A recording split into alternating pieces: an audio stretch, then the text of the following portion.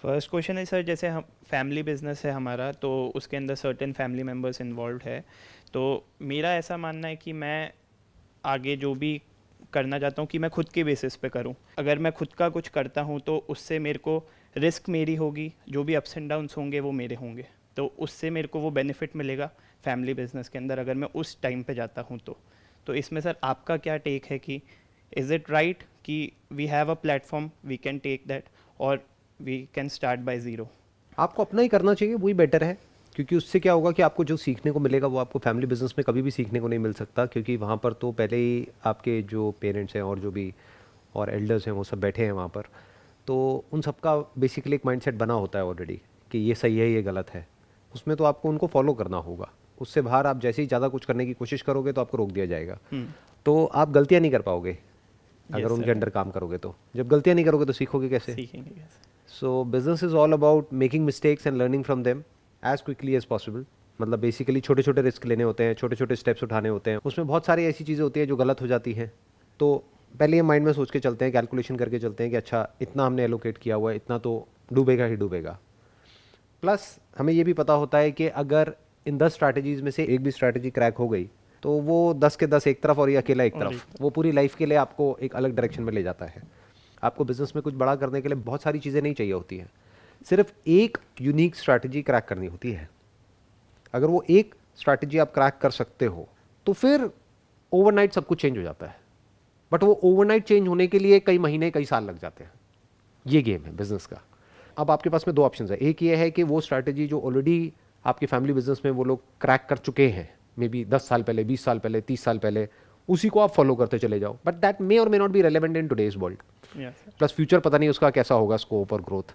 दूसरा क्या है कि आज की दुनिया को आप समझ करके अपने बेस पर जितना भी रिस्क आप उठा सकते हो बेस्ड अपॉन या फाइनेंशियल कंडीशन, जितना भी आपके पेरेंट्स आपको अलाउ कर रहे हैं रिस्क लेने के लिए, तो उनको बोल सकते हो कि यार मेरे को आप इतना पैसा दे दो, मुझे खेलने दो 2-3 साल, let me play with it. आप मत बताओ मुझे मुझे क्या करना है। अगर मुझे कोई दिक्कत होगी तो मैं आपसे पूछ लूंगा, तो मुझे खेलने दो। इससे क्या होगा in the worst case scenario, या तो वो डूब पैसा जाएगा, चला जाएगा। बट वो भी डूबेगा नहीं अगर आप स्मार्टली चलोगे तो। अगर ये बात आपको मेरी समझ आ रही है कि 10 में से एक ही स्ट्रैटेजी काम करेगी, मतलब 10 अलग अलग चीजें ट्राई करोगे तो 9 आपको पहले ही पता होगा कि वो फेल होने वाली है, बट ये नहीं पता कौन सी फेल होने वाली है, और ये नहीं पता उस 10 में से कौन सी चलने वाली है। हाँ बराबर। बट ये 9 जो फेल होती है ना, वो हमें कई बार लगता है फेल है, बट वो एक्चुअल में फेल नहीं होती, क्योंकि वो 9 सारी की सारी काम आ जाती है। एक ऐसा उस पॉइंट एक आ ही के जाता है, अंदर। वो जो भी आपने किया होता है ना उसमें कुछ ना कुछ सीखा होता है। तो वो जो 10वां होता है ना, वो 9 फेलियर्स के बिना हो ही नहीं सकता। मतलब कि अगर आपने वो 9 चीजें नहीं करी होती तो 9 चीजों को मिला करके 10वीं चीज नहीं बन सकती थी। हाँ, वो 9 चीज़ अगर कंप्लीट नहीं होती तो वो 10वीं चीज़ के अंदर अप्लाई नहीं हो पाती, और उस चीज़ का बेनिफिट अपन उस चीज़ के अंदर नहीं ले पाते। मतलब वो आप कर ही नहीं पाते इसको, एज सिंपल एज दैट। क्योंकि 9 से कुछ ना कुछ आपने सीखा ना, फिर वो जो सीखा वो कुछ भी हम लाइफ में सीखते हैं ना, स्पेशली बिजनेस में, वो काम आता है।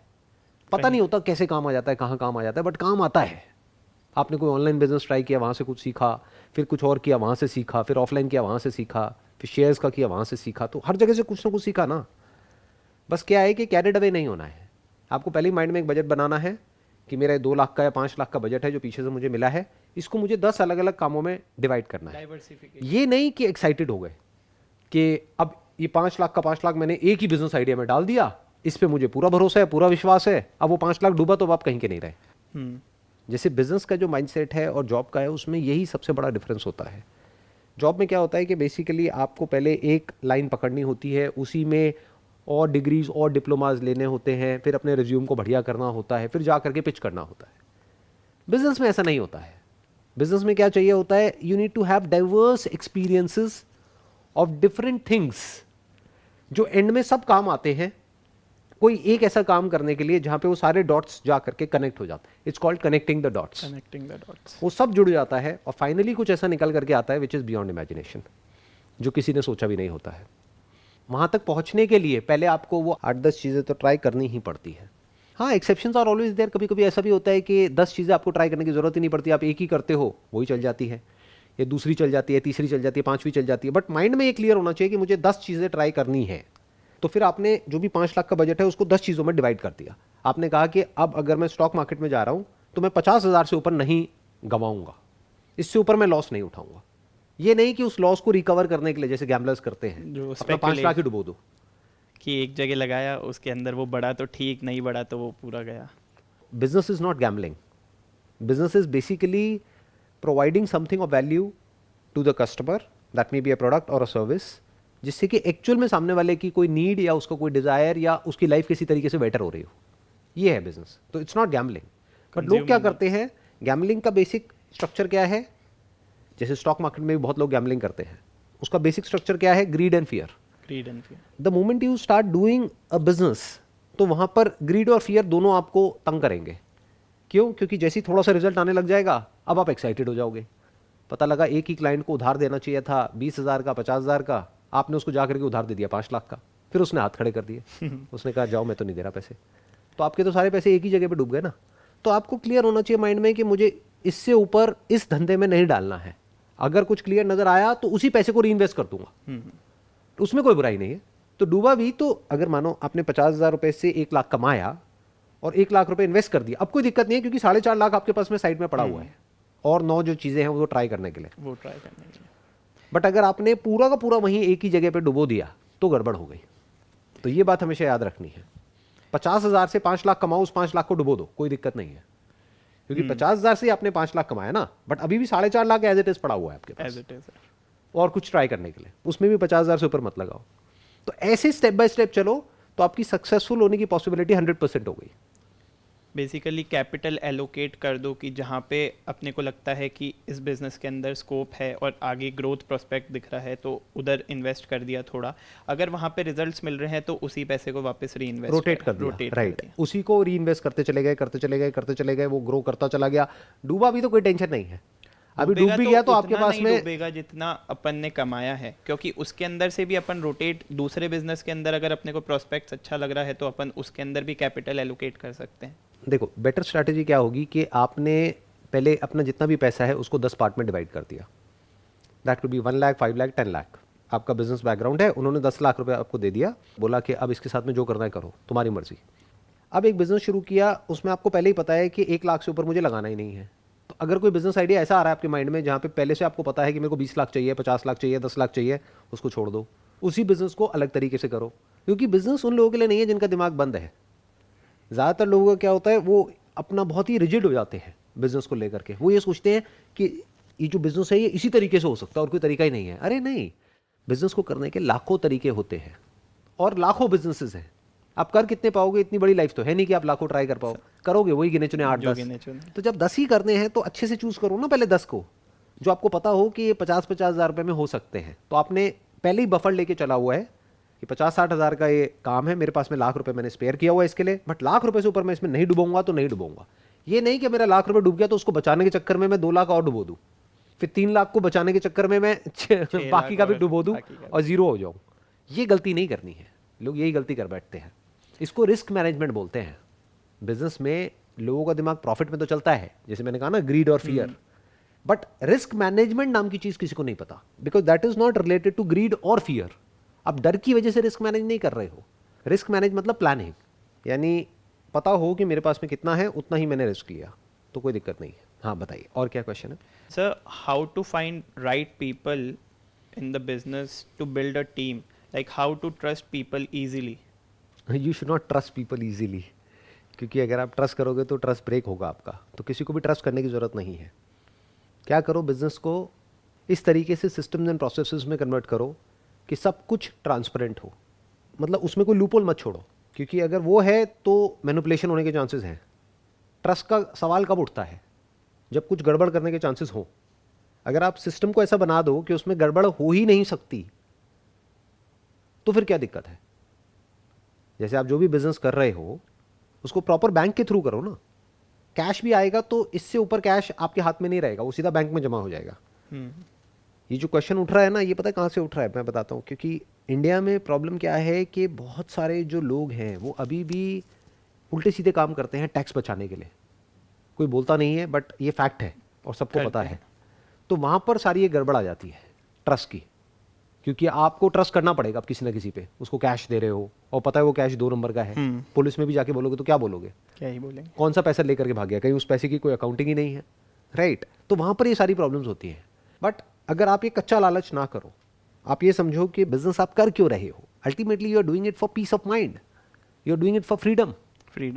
तो फ्रीडम का मतलब क्या है कि आपको उसमें इन्वॉल्व ना होना पड़े 24 घंटे। अगर आपको होना पड़ रहा है तब तो वो जॉब से भी बदतर हो गया ना, तब तो जॉब से भी गया गुजरा हो गया, क्योंकि जॉब में तो फिर भी एक वेल डिफाइंड है कि भाई आपको हफ्ते में इतने दिन इतना काम करना है। बट अगर 24 घंटे आप बिजनेस में ही लगे हुए हो, संडे को भी और छुट्टी के दिन भी, और हर तरफ यही देख रहे हो कि कहीं कुछ गड़बड़ तो नहीं हो रही है, वो पैसा इतना लेकर के जा रहा है, कहीं ये तो नहीं हो जाएगा, वो तो नहीं हो जाएगा, तो you are not an entrepreneur, basically you are kind of self employed, जो हर एक चीज़ को माइक्रो मैनेज कर रहे हो। तो मैं क्या कहूँगा, पहले तो हर एक चीज़ को इस तरीके से सिस्टम्स एंड प्रोसेसेस में कन्वर्ट कर दो और बैंकिंग सिस्टम के थ्रू चलो जहाँ पर कोई ह्यूमन इंटरवेंशन होने के चांसेस ही ऑलमोस्ट 0% हो जाए, कि कोई अगर चाहे भी तो घपला ना कर सके आपके बिजनेस में। बिजनेस को इस तरीके से ऑनलाइन आप चीज़ों को सेट कर सकते हैं, कनेक्ट कर सकते हैं। उसमें क्या होगा, आपको टैक्सेस देने पड़ेंगे गवर्नमेंट को, तो दे दो, उसमें क्या बुराई है। हाँ, अगर अपन कुछ कमा रहे तो उसके अंदर गवर्नमेंट के पास टैक्सेस आ रहे हैं तो उससे ग्रोथ ही हो रही है। राइट। और अगर गवर्नमेंट को आप टैक्सेस नहीं दोगे तो ये कंट्री चलेगी कैसे, या कोई भी कंट्री कैसे चलेगी अगर टैक्सेस हम नहीं देंगे तो अगर आपका ये माइंडसेट होगा कि मुझे जो भी काम करना है, टिपिकली अगर लैंग्वेज में बोला जाए 1 नंबर में काम करना है, 2 नंबर में करना ही नहीं है, तो ये क्वेश्चन ही रिडंडेंट हो जाएगा वहाँ पर। इस क्वेश्चन की नीड ही नहीं है कि ट्रस्ट कैसे करें, क्योंकि जब 1 नंबर में है तो ट्रस्ट की ज़रूरत ही नहीं है। अब तो बेसिकली क्या है, वो बंदा आया, उसको बताया कि भाई देखो ये एक प्रोसेस है पूरी जो आपको इसको फॉलो करना है, अगर वो अच्छे से काम कर रहा है तो ठीक है, नहीं कर रहा है तो बाहर है, सिंपल है। उसको अगर ठीक लग रही है आपकी कंपनी तो ठीक है, उसको अगर वर्क एटमॉस्फेयर अच्छा नहीं लग रहा तो वो भी छोड़ के जा सकता है, तो विन विन हो गया ना दोनों तरफ से। Yes sir. अगर इस तरीके से आप चलोगे तो ये प्रॉब्लम्स नहीं आएंगी। तो ट्रस्ट की मेरे को नहीं लगता कि कोई ज़रूरत है। तो sir, first question, how to find the right people which they fit in the particular job. What is the definition of right people? आप राइट पीपल किन्हें कहते हो? सर, जो अपन ने काम डिफाइंड करा हुआ है वो एकदम सही से हो, जो वो बंदा करे या फिर जो भी वो बंदी करे वैसा।